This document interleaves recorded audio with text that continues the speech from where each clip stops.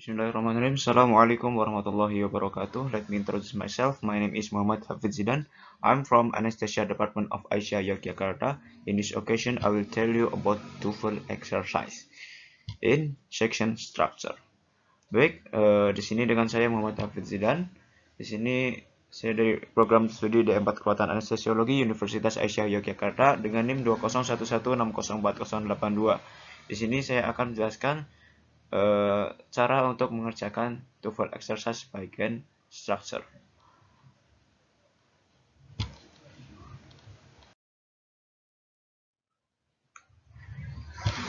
Baik, sebelum kita mengerjakan TOEFL exercise, kita harus memahami dan mempelajari cara-cara ataupun skill untuk mengerjakan TOEFL exercise agar mempermudah dalam pengerjaan.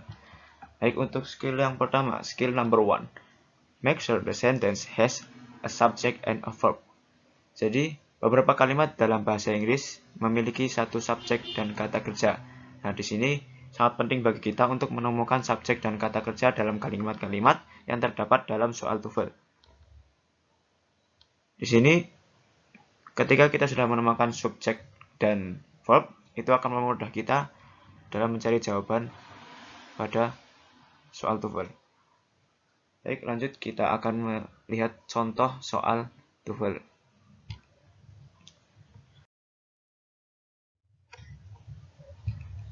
Baik, example number 1.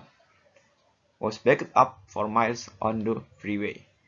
Dari contoh di atas terdapat sebuah kata kerja was. Kita temukan kata kerja was. Akan tetapi kita tidak menemukan subjek. Subjeknya kita tidak menemukan dan verbnya adalah was. Berarti di dalam kalimat tersebut membutuhkan yang namanya subjek untuk melengkapi kalimat tersebut. Kemudian setelah kita mengetahui bahwasanya subjek di kalimat tersebut tidak ada, kita langsung ke pilihan ataupun option. Yang pertama yaitu yesterday. Yesterday di sini tidak dapat dijadikan subjek karena yesterday merupakan keterangan waktu ataupun adverb. Kemudian in the morning juga sama. Jadi dua ini dieliminasi, yaitu yesterday and in the morning. Kemudian pilihan yang ketiga yaitu traffic. Traffic di sini merupakan kata benda ataupun noun. Di sini dapat dijadikan subjek. Kemudian yang pilihan D, cars, di sini juga merupakan subjek. Dapat dijadikan subjek karena cars merupakan kata benda.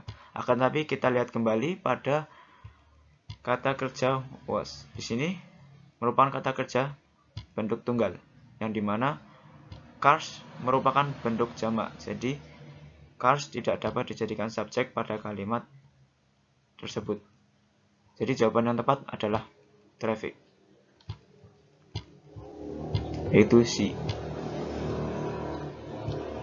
Jadi ketika kita sudah menemukan subjek maupun verb, kita dapat mengetahui manakah jawaban yang lebih tepat dari soal TOEFL tersebut.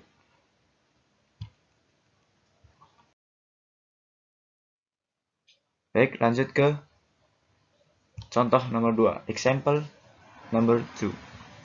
Engineers for work on the new space program. Di sini seperti biasa kita cari subjeknya terlebih dahulu. Dan kita menemukan subjeknya adalah engineers. Subjeknya adalah engineers. Kemudian untuk verbnya, apakah work termasuk dari verb? Ternyata work bukanlah verb, di mana dia tidak didahului oleh to be. Berarti di dalam kalimat tersebut kita tidak menemukan kata kerja. Nah, disitulah untuk menjawab pertanyaan TOEFL ini kita membutuhkan kata kerja untuk menjawabnya. Setelah itu kita langsung pilih ke opsi. Opsi yang pertama yaitu necessary. Di sini ini tidak dapat dijadikan kata kerja karena ini merupakan kata sifat. Kemudian yang pilihan kedua yaitu are needed. Di sini merupakan kata kerja. Oleh karena itu ini bisa dijadikan opsi yang pertama yaitu are needed ini dapat dijadikan jawaban dari soal ini. Kemudian kita menuju ke opsi yang ketiga, yaitu hopefully. Di sini tidak dapat dijadikan kata kerja karena hopefully merupakan adverb ataupun kata keterangan. Jadi kita eliminasi. Kemudian yang terakhir, next month. Di sini tidak dapat dijadikan kata kerja karena ini juga termasuk adverb. Jadi jawaban yang tepat adalah B, yaitu are need. Seperti itu contoh ataupun cara pengerjaan dari TOEFL exercise bagian structure. Ya, mungkin itu saja dari saya. Terima kasih. Assalamualaikum warahmatullahi wabarakatuh.